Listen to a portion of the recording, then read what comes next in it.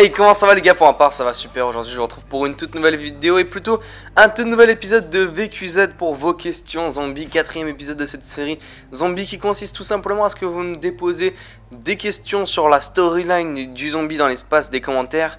Peu importe que ce soit une question compliquée, un détail, une question simple et bête, peu importe la question, que vous la déposez dans l'espace des commentaires YouTube ou via Twitter, j'essaierai d'y répondre et je prends les commentaires les plus intéressants par rapport à la storyline et j'essaye d'y répondre. Donc voilà, alors si vous avez des questions, n'hésitez pas à les laisser dans l'espace des commentaires ou me les déposer via Twitter dont le lien sera dans la description et je me ferai un plaisir d'y répondre et vous serez probablement dans une de mes prochaines vidéos.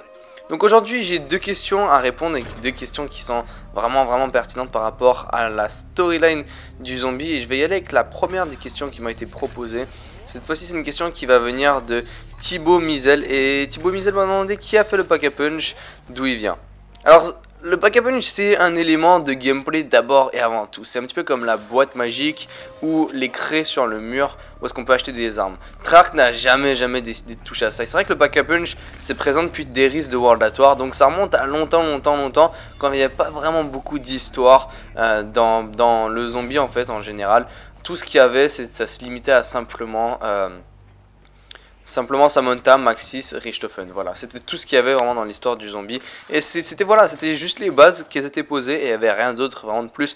Et puis un petit peu avec le temps, on nous a introduit un petit peu quelques indices et quelques nouveautés par rapport au Pack-a-Punch. Et c'est dans The Giant qu'on a notre seule indication venant de Richthofen par rapport au Pack-a-Punch. Néanmoins en fait on en a deux, une autre dans The Giant de Dempsey, mais ça c'est une grosse théorie farfetch. Donc je vais aller avec celle que vous m'avez beaucoup commenté par rapport à d'où vient le Pack-a-Punch. Donc vous m'avez tous dit, ou la plupart dit que c'était quelqu'un qui venait de l'ouest. C'est vrai que Richthofen évoque quelqu'un qui vient de l'ouest, mais quelqu'un qu'il ne connaît pas.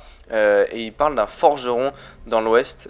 Et ça m'a fait penser directement à Buried quand on pense à une ville dans l'ouest. Buried c'est une ville typique de l'ouest américain. Voilà, ça fait un petit peu western, cowboy, etc. Donc on peut dire que le Pack-a-Punch peut venir éventuellement de Buried. Et s'il y a une personne qui a été introduite sur Buried, c'est Michael Faraday. Donc c'est, vous savez, le manoir où est-ce qu'il y a le Pack-a-Punch justement.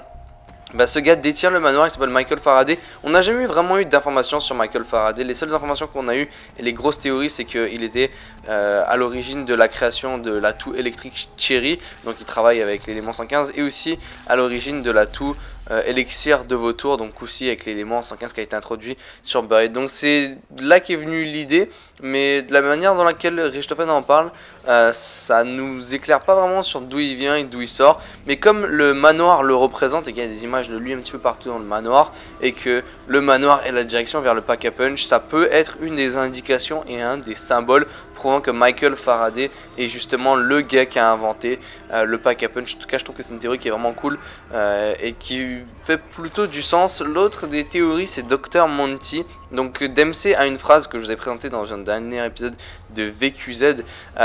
Dr Monty en fait est celui qui aurait créé les atouts et les Gobblegum qui sont considérés désolé, dans la catégorie des machines entre guillemets. Et Dempsey, lorsqu'il a Pack-a-Punché son arme, des fois sur The Giant, il dit que cette machine le suit partout et il dit la lune, le Brésil, etc.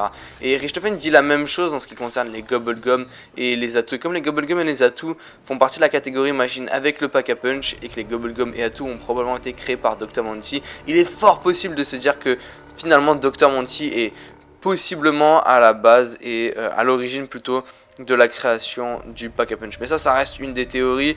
On ne sait pas vraiment beaucoup de choses sur ce Dr Monty. Vivement qu'on puisse en apprendre un petit peu plus.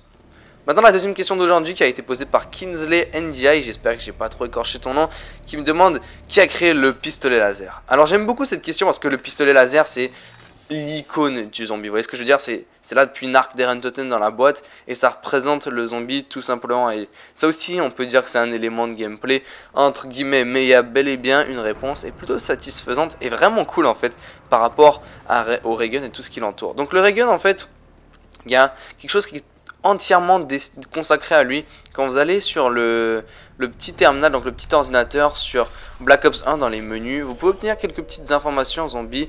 Et si vous entrez sur un des serveurs, je sais plus comment il s'appelle, c'est Majestic 12 il me semble, et vous avez des informations, on apprend donc que Ludwig Maxis est à la création du tout premier ray gun. Il est à la base et à l'origine du premier ray gun. Il a créé le premier prototype de ray gun, probablement celui de World at War, vu que ses dégâts d'explosifs te tuent en un coup.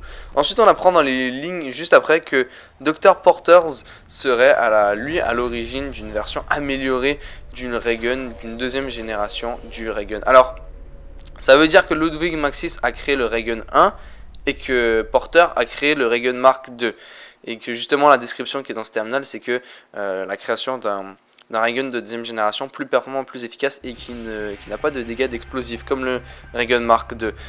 Or sur le ray gun Mark I, quand vous l'améliorez, c'est écrit Porters x2 ray gun. La raison est que la personne qui a inventé le ray gun chez Treyarch en fait s'appelle Porter, c'est tout simple. Ils ont décidé juste de faire un petit teneur, c'est comme la Vanderwaffe quand vous l'améliorez, ça s'appelle la Vanderwaffe DG3JZ pour Jimmy Zielinski qui était le boss et le directeur artistique à l'époque de Black Ops 1, World at War et Black Ops 2, et ils ont décidé de donner ses initiales en honneur entre guillemets à la Vanderwaffe améliorée. C'est la même chose pour les ray guns. Donc lorsque vous l'améliorez, il y aura Porter, mais c'est pas du tout en liaison avec Porter qui a créé le ray gun 2 dans l'histoire du zombie, mais Porter dans le studio de Treyarch. Donc voilà, je pense que vous avez un petit peu compris la chose. Néanmoins, le ray gun dans l'univers dans lequel on joue dans Black Ops 3 n'est pas créé par Maxis, pas du tout en fait. Donc si vous voulez, le ray gun, c'est Richthofen qui se vante de l'avoir créé, et ce il me semble sur Origins ou sur The Giant, il dit et mentionne la création du ray gun par lui-même tout simplement. Donc c'est plus Maxis qui a créé le ray gun dans l'univers de Black Ops 3, comme c'est dans un univers parallèle